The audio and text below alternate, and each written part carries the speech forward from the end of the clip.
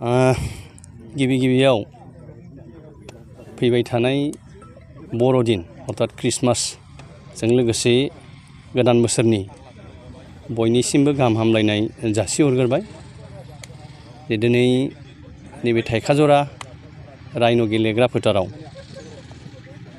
फैगौ डिसेम्बर दाननि 13 आरो 14 अक्ट'आव जानो गोनां जिथिदुवार दख'रा दुलाराय बर' फरायसा आफादनि 20थि बोसोरसालिया जथुम्माजों लोगोसे थाइखाजरा दालाइसा दुलाराय बर' फरायसा आफादनि 5थि 2 बोसोरसालिया जथुम्मा बेखौ गाजा गोमजायै खुंफुंनो थांगासिनो दं।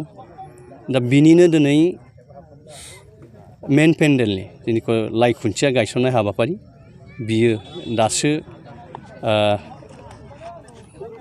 बे ओनसोलनि साफ्रोमबो साननो हनो गोरों मेलेमजिबि बिथांमोननि हेफाजाब आरो बाहागो लानायजों लोगोसे साफ्रोमबो दैदेनगिरिफोरनि ओनसोलनि दैदेनगिरि बिथांमोननि खौसे मददनि गेजेरजों गाजा गोमजायै मावफुंजाबाय। दा खोब गोजोननाय मोनदों जे बयनिबो मदद आरो हेफाजाब मोननानै।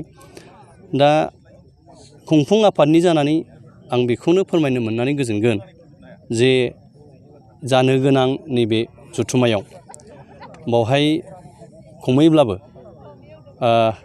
3 निफ्राय 4 रोजासो बाहाय सुबुं बाहागो लागोन। बेनिखायनो आंबो खुंफुं आफादनि जानानै खावलायनो लुबैदों जे जानो गोनां 13 आरो 14आव जाहाथे बे ओनसोलनि साफ्रोमबो बेक्तिफ्रा फैनानै लैहोर लैहोर बाहागो लाफैयो आरो हेफाजाब होफैयो।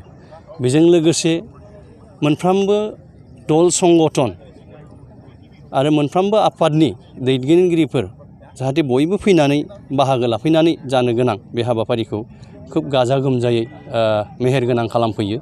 बेखिनिखौ खुंफुं आफादनि जानानै खावलायहरनाय थाबाय।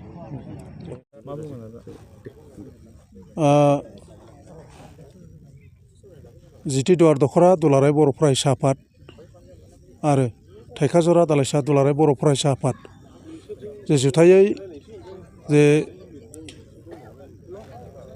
बे थाइखाजरा दालाइसा दुलाराय बर' फरायसा आफादनि सिङाव थानाय बे राइन' स्पर्टिं क्लाब गेवलां गेलेग्रा फोथाराव जे जिथिदुवार दख'रा दुलाराय बर' फरायसा आफादनि 20थि बोसोरसालिया जथुम्मा लोगोसे थाइखाजरा दालाइसा दुलाराय बर' फरायसा आफादनि 5थि 2 बोसोरसालिया जथुम्मा बे हाबाफारिखौ डिसेम्बर दाननि फैगौ 13 आरो 14 अक्ट'खालि साननैनि जे मेहेरगोनां हाबाफारिनि गेजेरजों जोङो बे जायगायाव खुंफुंनो थाखाय जोङो थि खालामदों।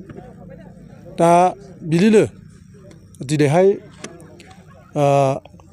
लाइ खुन्थिया गायसननाय हाबाफारि बेखौ जोङो लानाय जादों।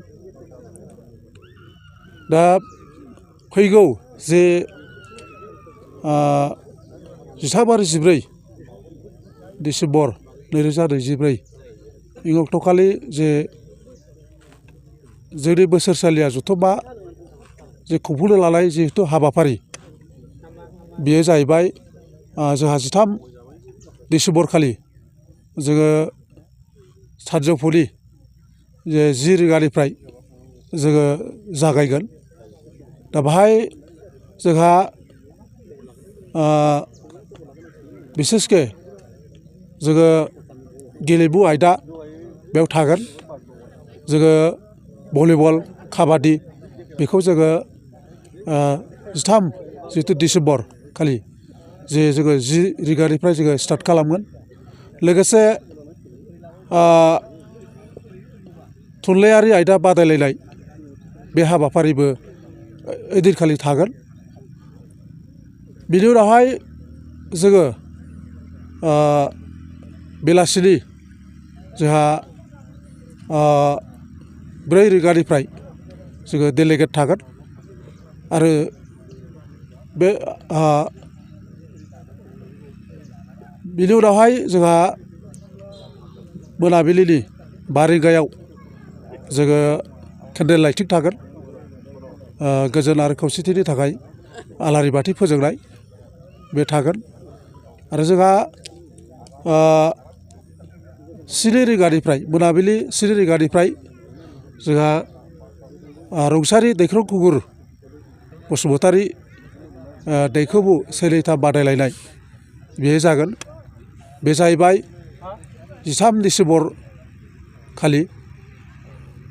आरो अखानायै जोंहा 14 डिसेम्बर खालि जोङो फुंबिलिनि हाबाफारि जे फुंबिलिनि आर'ज आफादनि फिरफिला बिरहोनाय मुंख्लंफोरनो बिबार बावनाय फुंनि समाव बे हाबाफारिया थागोन।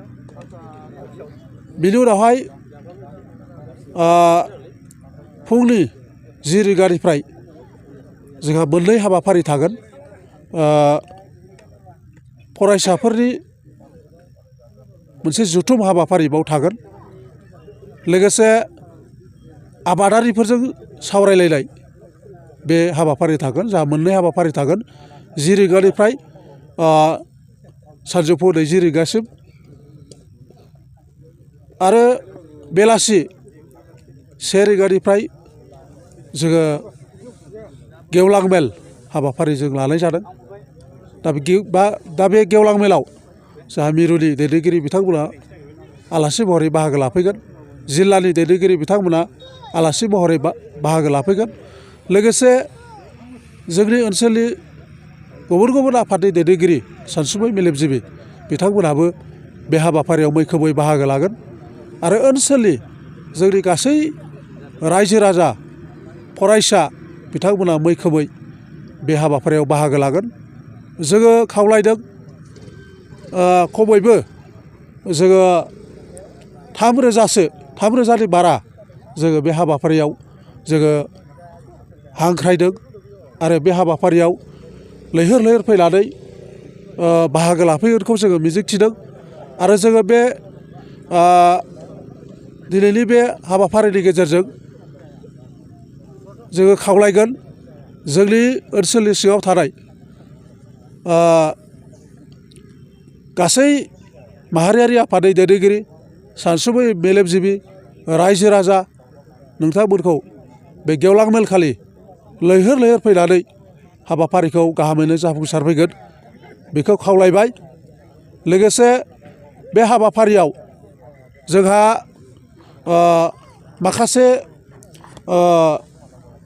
जोङो जोंनि जे 2 बोसोरनि जे खामानि मावनो थाखाय जोंहा मोनसे रेजुलेसन बे हाबाफारिखौबो जोङो फोसावनाय जागोन। गोजोन्थों।